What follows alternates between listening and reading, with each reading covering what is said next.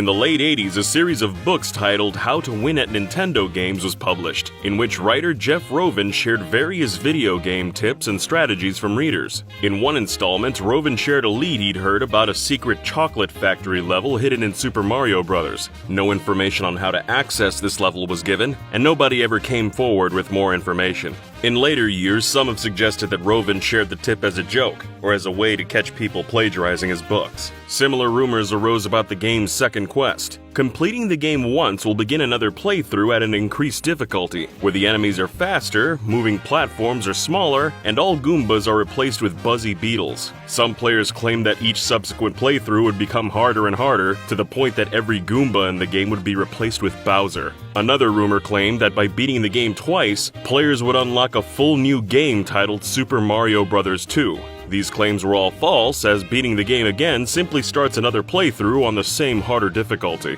According to TV Tropes, there were also rumors of reaching a secret World 10 Stage 1. Although this was a hoax and Nintendo never included any worlds beyond World 8 Stage 4 in the game, there is some truth to the rumor. Due to the way that Super Mario Bros. Was made, the game has 256 worlds, most of which are unused. Everything beyond the planned levels are glitches that reuse data from the real levels. Because of this, it's possible to access a glitched, unplanned World 10 Stage 1 using cheat devices or by hacking the game. The game allegedly had a no-death trick as well, where plugging in a second controller and holding B would turn Mario invincible. This, of course, was false. Another rumor of the era was that something could be found behind the flagpole, and that it was possible to jump over and reach whatever was there. Although players eventually found out how to jump the flagpoles in Worlds 1 Stage 1 and World 3 Stage 3, the only thing beyond the flag is infinitely looping space. Super Mario Bros. 3 was also the focus of rumors in the late 80s. The game supposedly had a hidden set of levels in a ninth world, with various rumors describing different ways of reaching them.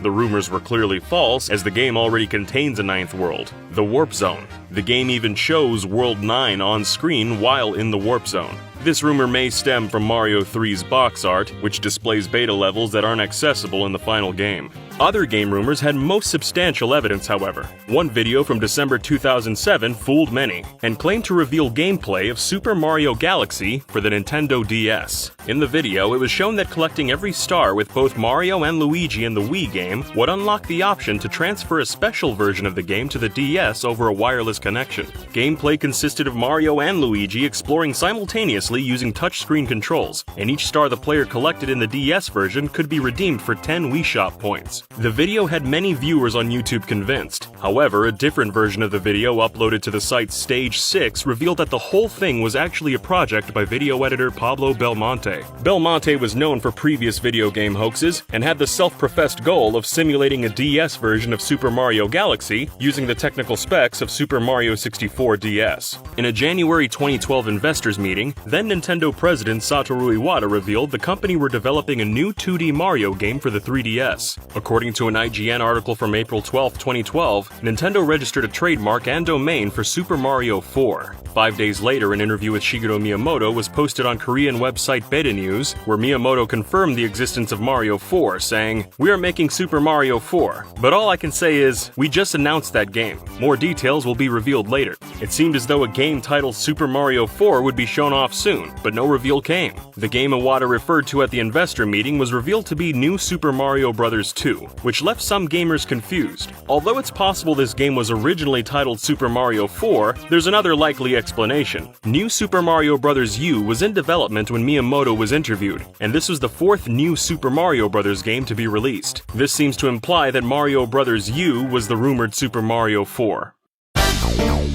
In 2013, there were supposed leaks that Super Mario 64 would be remade again, but this time for the Wii U. Dubbed Reimagined, the game would have been the first in a series of HD remakes of older titles, released exclusively on the eShop for $30. The Reimagined version of Super Mario 64 was said to include two-player online co-op with both Mario and Luigi, as well as new multiplayer modes such as Race to the Star and Coin Collector. However, no official announcement of such a project ever materialized. During the run-up to the release of Mario Kart 8, the Spanish-language official Nintendo magazine published an article that listed Diddy Kong as one of the game's playable characters, and even featured artwork of Diddy alongside other confirmed characters. Upon the game's release, however, Diddy Kong was nowhere to be found. fans still clamored for him to join the game, and new screenshots began circulating that showed a lineup of upcoming DLC characters, including Diddy, Magikoopa, Professor Egad, Birdo, and Plessy. While Mario Kart 8 would receive new characters as DLC, none of the rumored characters made the cut.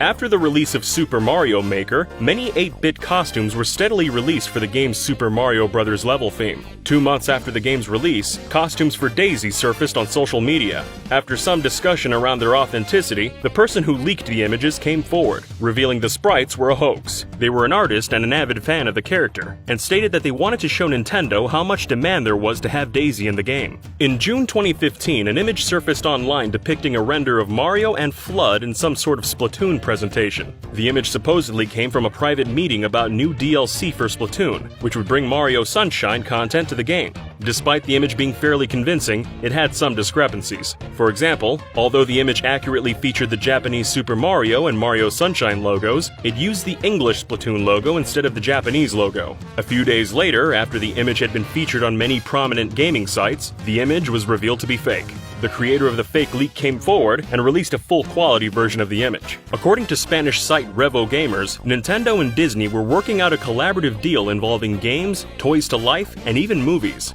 Disney allegedly wanted Mario to appear in Disney Infinity, and they also wanted Nintendo characters for use in their films. Arguably, the biggest part of the deal was a game featuring both Mickey Mouse and Mario. Nintendo was apparently open to the deal as a whole and the game, and were negotiating terms. Revo Gamers had previously put out accurate information on several amiibo before they were announced, as well as Activision using Nintendo characters for Skylanders. This positive track record added some authenticity to the rumor, but nothing more has surfaced online since the article was published. One particularly vague rumor came from an unusual source. In 1993, soda pop company Faygo Beverages ran a Mario-themed advertising campaign as a tie-in with the live-action Super Mario Bros. Movie. In October 2017, while sharing a photo of some of the Mario-themed drinks from this campaign on their Instagram page, the company proposed that an unfound reference to Faygo Beverages existed in a Mario game. While no details were forthcoming, fans theorized that any such Easter egg would likely be hidden in Super Mario All-Stars, Mario's Time Machine, or Mario is Missing. This is because all three games were released around the same time as the marketing promotion.